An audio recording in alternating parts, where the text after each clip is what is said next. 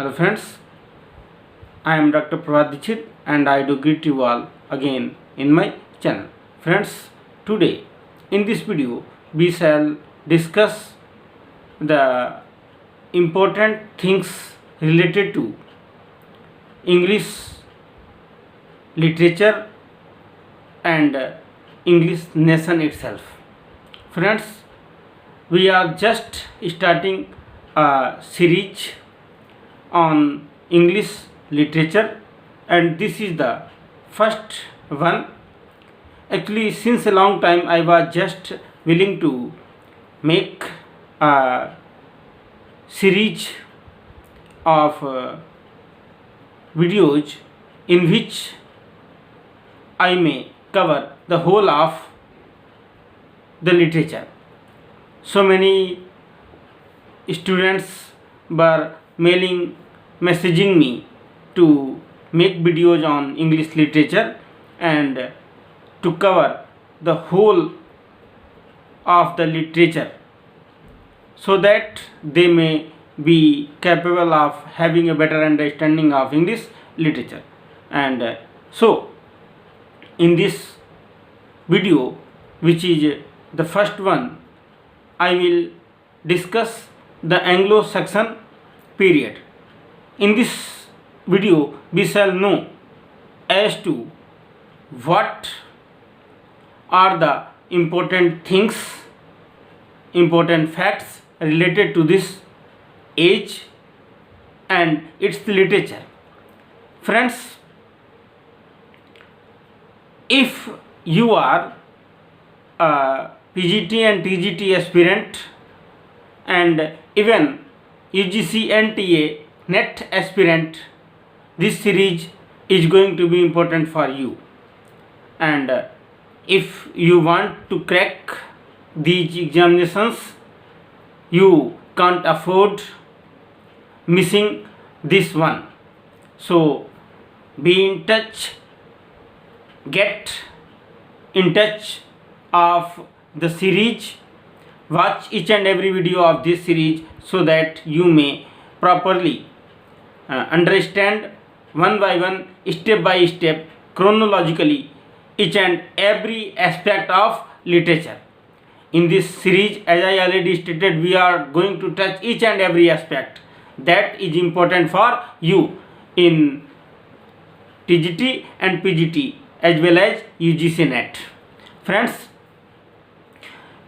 you must know that every beginning must have an origin, and if we talk of English language and English nation itself, then you must know that the oldest known language in England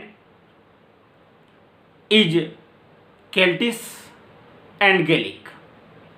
Friends, in the centuries before Jesus Christ was born, there were no national boundaries.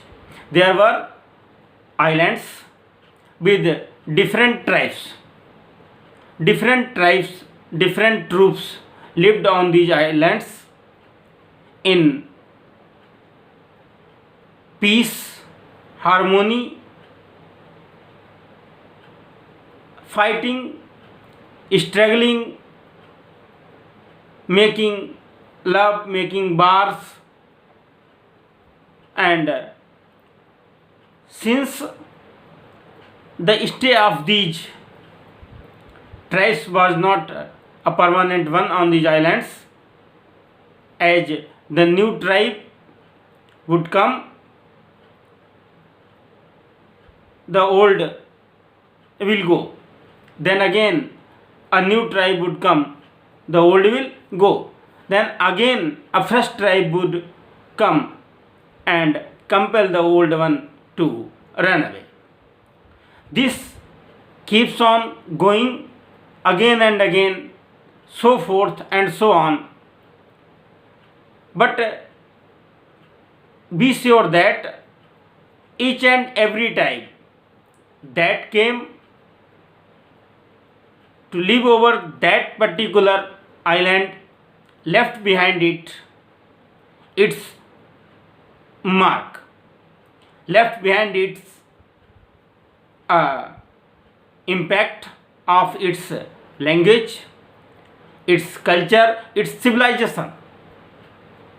Friends, the language that these tribes brought with them played a dominant role in their period, and with their escape, though they escaped but left behind them their impact on the face of the place, on the face of the island, on the face of the nation. As in ancient India, there were Sanskrit speaking people in power. They were in abundance, and so their language, that is Sanskrit, was in power. That was the official language at that time. Each and every activity was being placed in Sanskrit, was taking place in Sanskrit. Social, moral, religious, even official activities were being dealt in Sanskrit. But when the Muslims came, with them there came the Persian, and gradually it started making its impact, and gradually it became the language, wide spoken language of the nation. Gradually it became official language, and gradually people started accepting it. Activities started to be being placed in Persian, in Urdu. This is how the language came up. This is how the language gets formulation. This is how the language gets place on the face of the nation. And so is the case with England and English language. Friends, as I already stated that the oldest known tribes in England are Celts and Gaels, and therefore the oldest known languages are Celtic of Celts and Gaelic of Gaels.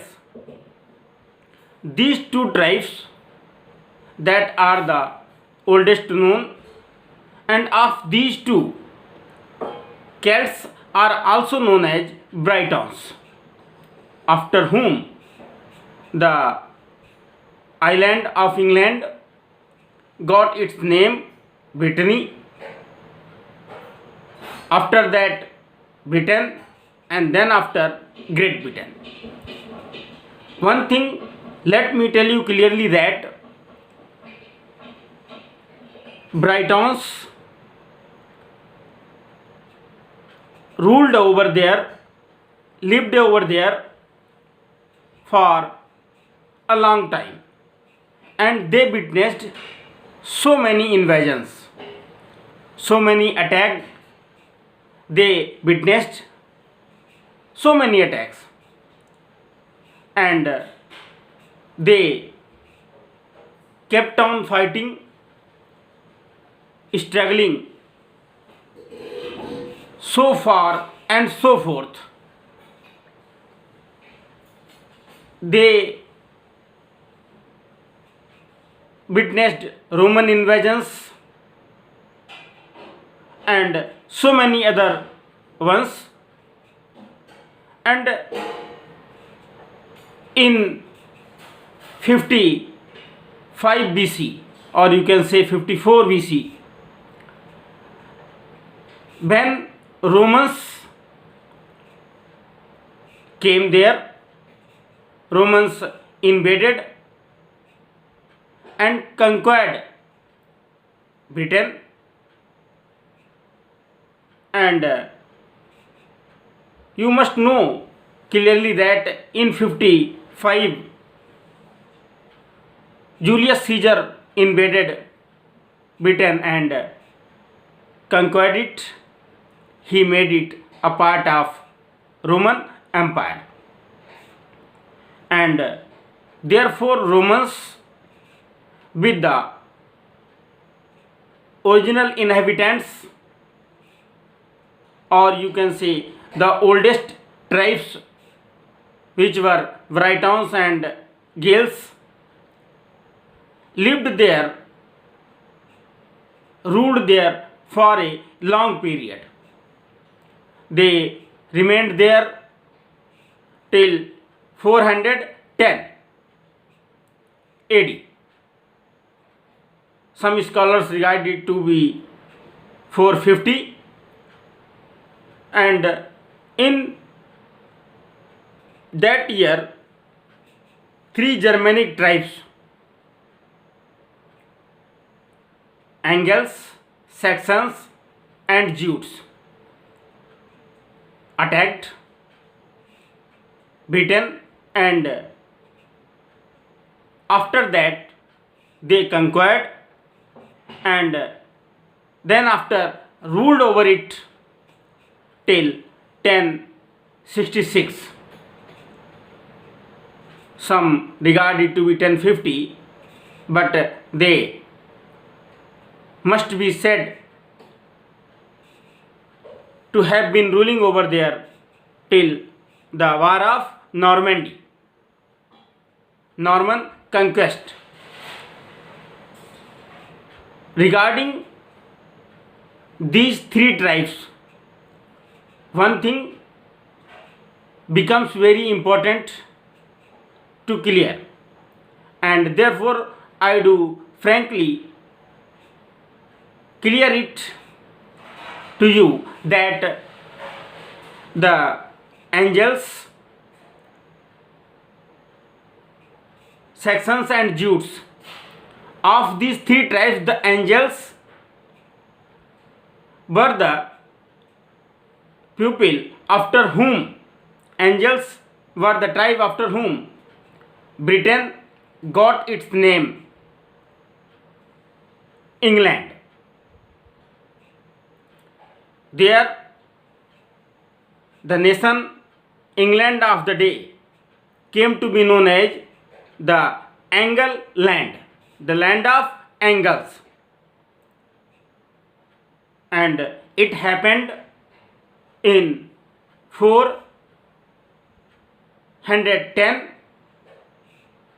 or you can say in 450, that England got its name, Britain got its name as England, Angle land, land of Angles. Of these three tribes, Jutes were less in number, and therefore the age came to be known as the period over which they ruled, in which they lived there, came to be known as Anglo-Saxon period. This period is also known as the Old English period, and it was so because that they were living together with the original inhabitants of Britain. They were living together with the original inhabitants, and therefore their language was a mixed one. The literature that produced during this period came to be mixed up, was mixed up, and that is why Old English literature is said to be a mix-up literature, old English literature, because that was the literature of both the original inhabitants and the Germanic tribes of the angels, and it started with the songs and stories of the time, and it covered each and every aspect of the life. Especially it covered the heroic deeds, wars, and sea voyaging. Friends, these tribes, angels, Saxons, and Jutes were very dominant, and they hold a very significant place in the history of the nation. And one must understand their proper place, and it will definitely be helpful for having a better understanding of the literature of the age. Now, some things, some points are important to have a better understanding of this period, of the literature of this period. One thing important, and that is the beginning of English literature and language. The second one, the background, which we have covered till now. And at next step, there comes important authors, important writers of the age, important works, characteristics of which we will discuss in our next video. And before that, the most important one is invasion. This period of Britain, or you can say England, witnessed so many invasions, right from Roman invasion, so many invasions. After that, the nation witnessed as Viking invasion, and you can say Norman invasion. And these invasions brought with them a great bloodshed, a great horror and terror to the inhabitants, especially to the original inhabitants of the nation. And the effect of these wars, these invasions, was noted, was visible on each and every aspect of society. It affected each and every part, strata of society, every aspect, every part, every column of the society was affected by this, and so was the literature of the time. Though so many important works were produced during this period, but no work of great significance, eminence could be produced during this period. And it was so because the scholars were busy in the wars. They were busy in having a better understanding of the wars.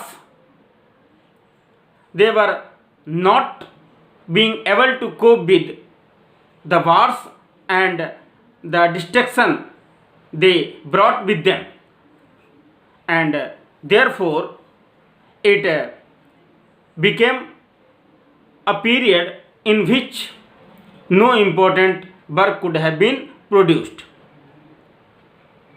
People were busy in saving themselves. People were busy in thinking of wars, in thinking of their security, and therefore they could not heed on the production of good literature. Okay friends,